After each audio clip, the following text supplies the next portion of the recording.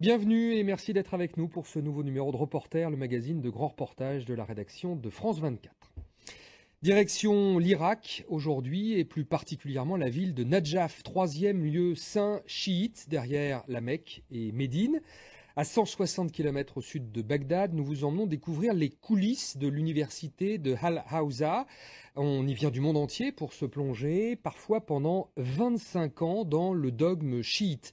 Une université qui rayonne de nouveau après avoir été longtemps pourfendue par le régime laïque de Saddam Hussein. Un rayonnement auquel n'est pas étranger l'Iran, le puissant voisin. C'est un reportage de Karim Akiki et Ammar Al-Hamidawi.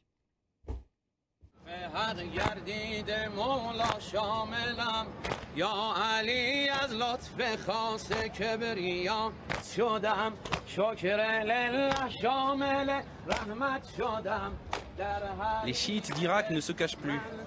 Après de longues décennies d'étouffement et de persécution, l'islam chiite irakien retrouve des accents triomphalistes. Saïd Adel porte le turban noir, signe de l'aristocratie chiite. Il est un descendant direct du prophète Mahomet. À 41 ans, il termine ses études pour devenir imam. À la différence des sunnites, la branche principale de l'islam, les chiites disposent d'un clergé puissant. Et pour devenir imam, il faut suivre 25 ans d'études. Bienvenue à Al-Hawza, l'école de formation des imams chiites. L'enseignement est divisé en 3 cycles. Les 2 principaux sont consacrés à l'assimilation d'un solide savoir en sciences religieuses. Mais avant, tous les étudiants passent par un cycle de 5 ans pour apprendre les subtilités de la langue arabe. Ici, il y a des étudiants de tous les niveaux jusqu'au doctorat. Il n'y a pas de limite. Tout le monde est accepté. Pas de limite d'âge, de nationalité. C'est ouvert à tous et pas seulement aux religieux. Al-Hawza est avant tout une école de pensée religieuse. Depuis un siècle, elle définit ce que doit être la vie quotidienne d'un chiite. Un moyen aussi de garantir un ordre moral et social pour les pratiquants. 7500 étudiants viennent ici du monde entier. Ils sont destinés à faire appliquer ce dogme, tout en s'adaptant à la société moderne. Le Coran sur tablette numérique. Les étudiants doivent être des exemples pour la société. Ils doivent rassembler les gens et non pas les diviser. Les fidèles ont l'habitude de s'adresser aux futurs imams pour avoir des réponses concrètes dans la vie de tous les jours, comme le mariage, le divorce ou les conflits entre tribus. Les étudiants doivent appliquer ce qu'ils ont appris ici, l'enseignement d'Al-Hawza. Sous le régime de Saddam Hussein, Al-Hawza était mise en sommeil. La plupart de ses leaders étaient alors arrêtés et torturés. Pourchassés, les imams de Najaf ont fui vers l'Iran. Ils sont de retour aujourd'hui en Irak. Mais tous ont gardé des liens très forts avec le puissant voisin. L'Iran, plus grand pays chiite du monde, qui fait du prosélytisme, en Afrique par exemple. Nous avons des écoles chiites au Ghana. Elles ont été mises en place par l'Iran. Les plus grands ayatollahs iraniens viennent au Ghana pour enseigner le chiisme. Le cursus des étudiants étrangers est plus court, 5 ans pour tout assimiler. Arabe, sciences religieuses et interprétation du Coran, le but, en faire des émissaires du chiisme.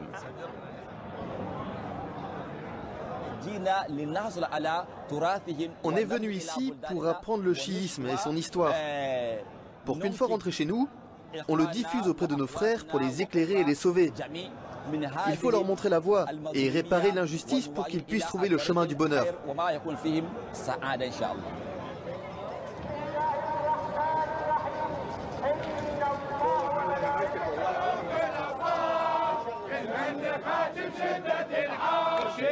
Réparer l'injustice. Depuis la mort d'Ali, le premier imam du chiisme, les chiites sont persécutés par les fondamentalistes sunnites.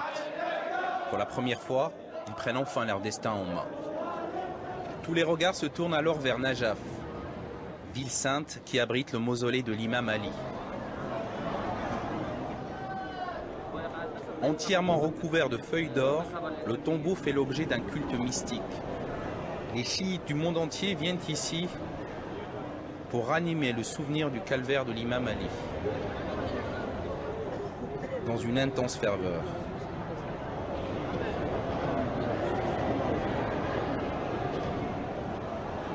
Depuis la chute du régime de Saddam Hussein en 2003, la vie a repris à Najaf. Les attentats sont de plus en plus rares, mais la menace des fondamentalistes plane toujours.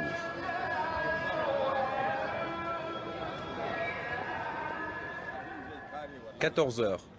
Chaban et les autres ont terminé les cours. Pas le temps de traîner, il faut vite rentrer. Ils n'ont pas le droit de circuler librement dans la ville. Des chiites de seconde zone sans droit. Je ne peux pas sortir d'ici, car je n'ai pas les papiers pour cela. Je ne peux rien faire. Si je sors et que la police m'attrape, je vais avoir des problèmes. Alors je reste ici. Une vie austère à laquelle Sharif ne s'attendait pas. Le plus difficile pour lui, ce sont les fréquentes coupures d'électricité.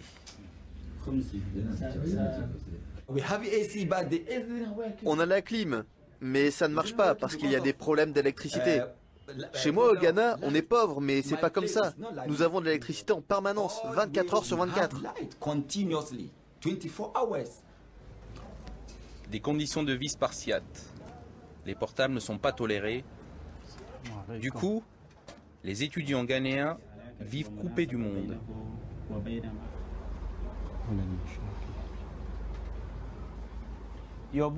Votre télé et votre livre. C'est très ennuyeux, non? Très, très ennuyeux. Mais grâce à Dieu, je vais réussir jusqu'au bout. Je me donne 5 ans dans ce pays.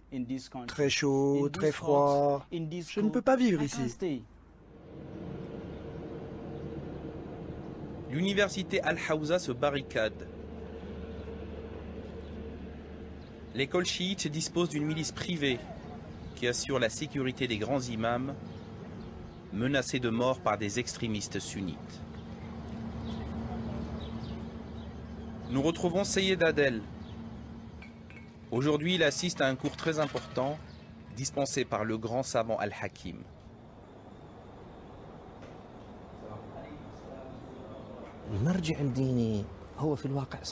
Notre grand imam représente une garantie de paix pour la société.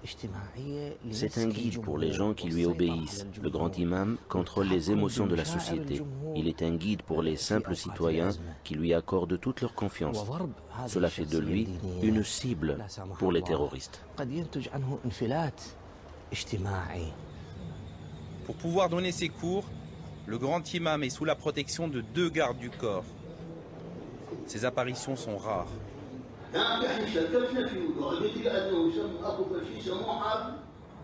Pendant que Seyed Hakim s'occupe des affaires religieuses, à l'arrière-cour, le business d'Al-Hawza bat son plein. Le département des finances tourne à plein régime. Les fidèles chiites viennent y verser le khoms, l'impôt religieux. Ici, c'est le bureau des finances. Le chef de notre bureau alloue des bourses aux étudiants d'Al-Hawza selon les cas. Al-Hawza aide également les familles pauvres qui en ont besoin. L'argent liquide passe de main en main. Al-Hawza refuse les financements de l'État irakien, mais accepte ceux de l'Iran. Al-Hawza refuse les financements de l'État. Les étudiants reçoivent leur salaire directement de leurs grands professeurs. Chacun donne en fonction de ses moyens. 100 000 ou 50 000 dinars. Les étudiants peuvent aussi recevoir de l'aide de l'Iran et ça marche aussi dans l'autre sens. Al-Hawza forme aussi des hommes politiques. Abdelhadi Al-Hakim est député au Parlement de Bagdad. Il prie avec son garde du corps. Il a participé à la rédaction de la constitution irakienne avec Sistani, le plus grand imam chiite d'Irak. Il a fallu répondre aux attentes de la population. Et pour que la Constitution réponde à ces attentes, il était nécessaire que l'islam soit reconnu comme la religion officielle du pays. Le peuple aime qu'on respecte ses croyances religieuses, et on a veillé à cela.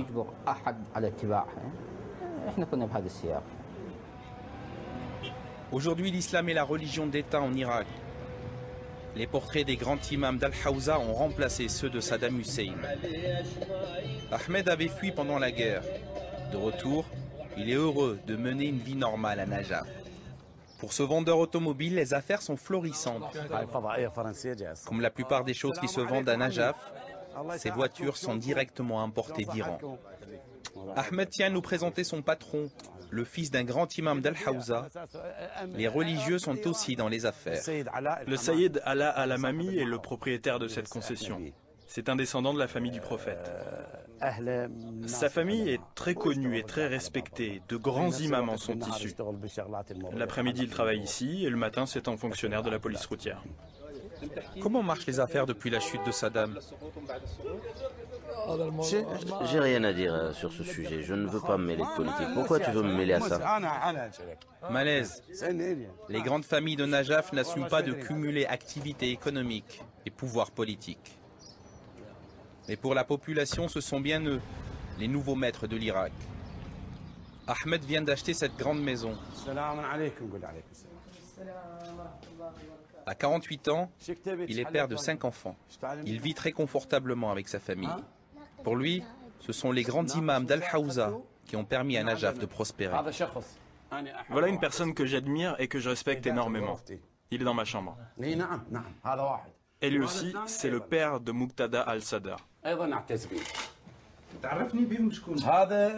Mohamed Sadek al-Sadr. Un culte de la personnalité partagé par la plupart des habitants de Najaf. Ici, on vénère plus l'imam Sistani que l'on respecte l'autorité du président irakien, Jalal Talabani. Selon moi, le centre du pouvoir en Irak repose sur l'influence des grands imams d'Al-Hawza. Parce que tout le peuple irakien est fidèle à ces grands imams. Leur rôle est plus important que celui de l'État. Ils dirigent le pays à 80%. L'État, c'est eux. Les imams dirigent le pays parce que le peuple fait confiance à ces grands hommes, contrairement aux petits politiciens.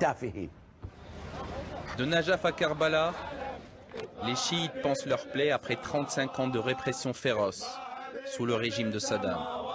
Une reconstruction religieuse, mais avant tout économique et politique, pour un jour prendre le pouvoir en Irak.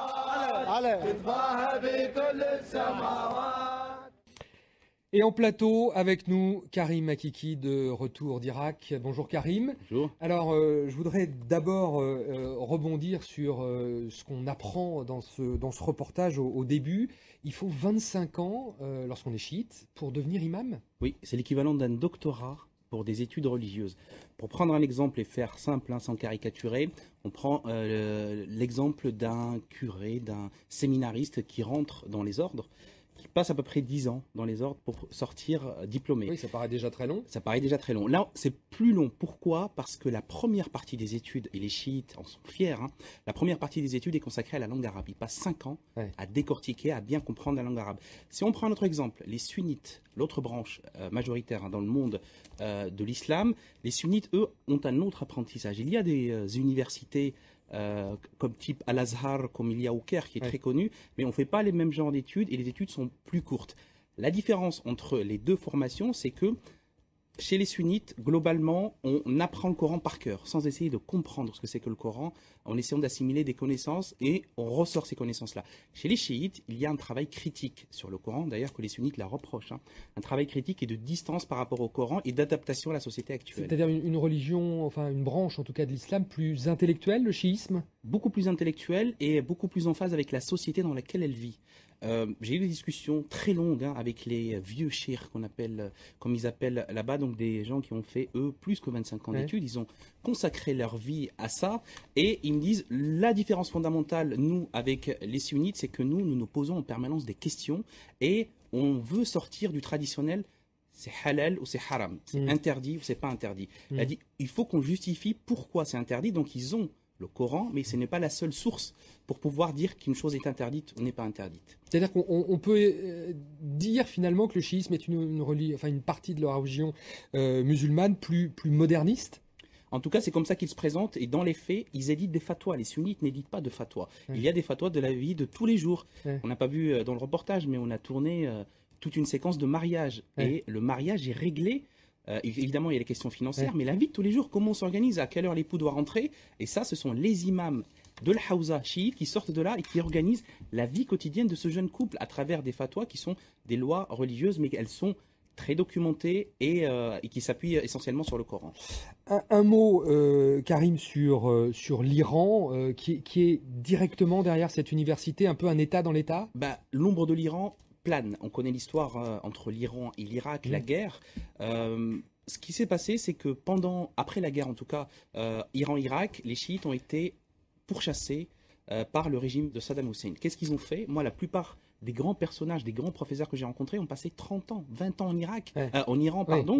Donc, ils se sont formés là-bas. Il y a l'équivalent d'une Hawza en Iran, à Qom. Mais cette université a été délocalisée, elle est partie de Najaf pendant 30 ans. Donc l'Iran les a financés, l'Iran a imposé ces ayatollahs, et donc ce lien-là n'est pas rompu. Ils sont revenus maintenant après la chute de Saddam. C'est une menace pour l'équilibre de l'Irak? Évidemment, c'est une grande menace pour la stabilité du pays. Les chiites sont à 60%, mais les chiites ne sont pas tous partisans de l'Iran. C'est un peu plus compliqué que ça. Sistani, qui est le plus grand représentant des imams chiites, c'est lui d'origine iranienne, il a la nationalité iranienne, mais il défend les Irakiens. Ça, c'est une grande différence, mais l'ombre de l'Iran plane derrière. Merci beaucoup, Karim Akiki, d'être venu sur notre plateau. Merci à vous d'avoir suivi cette émission. On se retrouve la semaine prochaine pour un nouveau numéro de Reporter sur France 24.